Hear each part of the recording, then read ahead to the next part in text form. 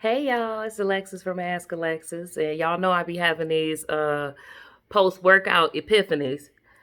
So today I was having a conversation with my personal trainer, and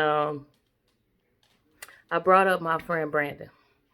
And those of y'all that know me, y'all Brandon was probably y'all friend too. Um, so Brandon was my best friend since high school, one of my best friends. I got like at this age, when you have them kind of relationships, everybody's your best friend, and they all bring different value to your life. When I say everybody, I mean people you got, history, consistency, safety with. But speaking of safety, so Brandon was he was like 6 foot, 6 foot one, big black guy, right? But super fun loving and nimble as fuck on his feet, and he loved to dance. He was secure in his manhood. He'll still fuck you up while also being able to talk at length about his feelings. He had no problem with being open, about him going to therapy. He also had no problem with, like, he wasn't homophobic or nothing like that. Brandon was all about tuning people up to be their best version of themselves. Now, that don't mean he ain't sometimes fall into the land of judgment, but we all human, right? I used to give him a lot more grief about that than now. Like, now that he gone and he's basically amongst our friend group a living legend. Well, no, a legend. I guess that's just how that goes on that side. So, he, what I didn't realize until after he died was how much safety his presence just brought to my life, and how much that is very much a part of my own authenticity and how much I can accept myself. I didn't know I was gonna have these emotions, but remember, he died a few years ago. So, like, grief come in waves, and this just happens to be one because I'm talking about someone that is near and dear to me.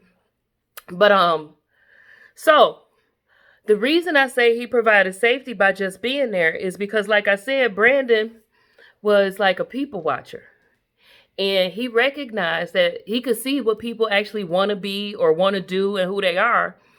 And he liked to watch them go. Like, what could they do next? Right? And so when we would go out, and he was progressive. So I never had to worry. I didn't feel like I was being judged if I got too ratchet. And because here's the thing, I for sure got hood rat in me. You know how I know? Well, frankly, because I'm me. But also, so like, the way my life played out is I was till 12 in the suburbs. And then we fell into poverty and moved to the hood. And it was a whole nother world. However, at 37, both of those things are a part of who I am and have brought me valuable skills in life. And that's also why I'm impartial, and I don't really be judging, because I know that great people exist everywhere, just like fucked up people exist everywhere. And the work is deciding which one are you. But so Brandon, in all these parties that I talked about, he was at all of them. A lot of them were about him, right? But he would bring like just this energy that was cool, but hilarious.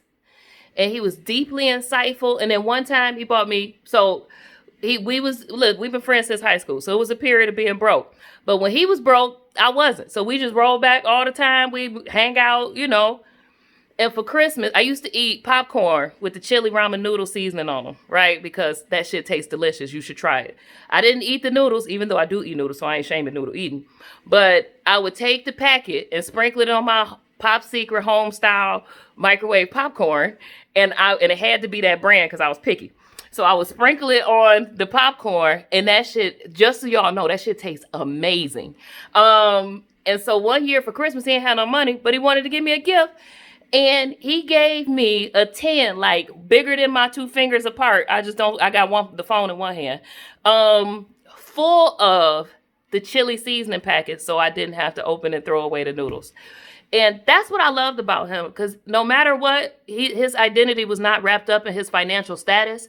So he didn't switch up when he was broke versus when he had some money, right? Like, he was the same. When he had the money, he was more generous because he valued the experience more than he did the things or the money. And I don't know. I mean, well, I say this. He always knew he was going to die early. And so he lived life to the absolute fullest, included up until the end where he had 2 years in a wonderful relationship where he got to be the family man that he wanted to be. Oh, there goes that grief again. The family man that he wanted to be. And he always wanted to be that. And I know because we used to talk about it. Remember, since high school. He just had a lot of pains and heartbreak in his life, like we all do. And it took him that long to be willing to give it the college effort. And what I mean by the college effort is, instead of showing up afraid to love his fiance, he showed up wanting to love her. Now, they had a friendship before, so it wasn't always like that. But when he decided, he was a committer. If he made a decision, he committed to it. So he showed up wanting to love her, and she wanted to love him. So their actions were in alignment with loving each other. They did things that would promote the team. They worked through communication issues because that motherfucker would kill an ant with a sledgehammer. But she would talk softly. And he told me that too. Like, it was, and her softness in the face of his fire hose coming at her made him soften. And he always wanted that effect too. He was like, I want to be her monster. And this was before he knew who her was. He built this mental concept this whole time, not realizing she was in front of his face. And then he told me, he said, one day I just looked at her and something changed in me. And he just felt this fear. It was like, so this is my point, because I'm about to get all grief-filled. Man, it's okay to be in your feelings. It's okay to be manly. Having feelings does not make you not manly. Having feelings and knowing how to talk about them and reacting in a way that is appropriate to the outcome that you want. So all of that, I don't want to put this on all men, but men who tend to consume women develop tactics for how to make that consumption effective. And it works because that's a whole nother conversation about the dynamics. But when everybody's trying to do to get their value, you're going to link up with other people who are doing to get their value. You had this transactional exchange. That's not the way, that's not embodiment of love.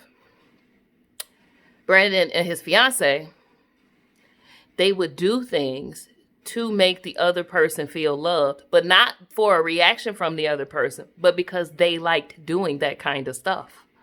And they got together with another person who likes doing that kind of stuff. And so it's okay to love your woman. It's okay to love your man. And if you love the wrong woman or the wrong man, that is simply what dating is like. And though it hurts, you can move on. You can do it. You can be. The goal is to be an authentic version of yourself. And that way, whomever comes to love you, they love who you are, not what you do for them. Be authentic, please, people. It doesn't take away from your femininity. It don't make you stupid. It don't make you a victim.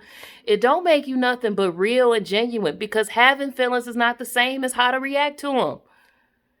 Having feelings make you human, and the people who say they don't have feelings just learned how to suppress them, and really all they do is manipulate their mind to ignore the feeling that is driving their logic. I guess I said all this to say, be like Brandon. He was really, really dope. And he would love this allyship course that's coming up. He would love that. Frankly, he knew I could do this kind of shit before I did.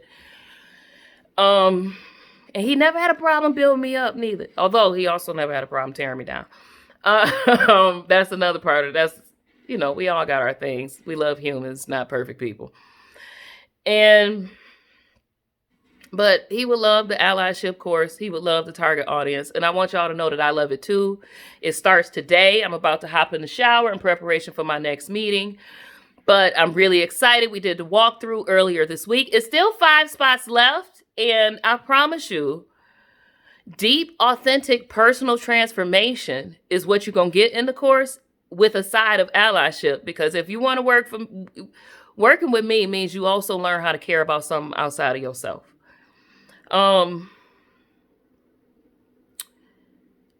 That is actively authentic allyship with Ask Alexis. And I'm sorry, I'm having another grief spiral, but it's a loving grief because that was my friend.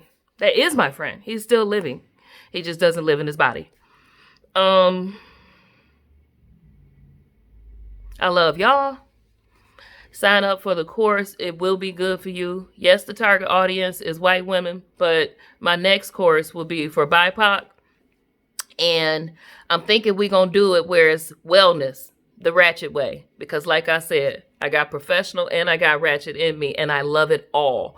And you can too, because reclaiming that part of myself is what made me this version of my authenticity. Have a great day. I'll talk to y'all soon. It'll probably be tomorrow because I got the course and all that other stuff coming up.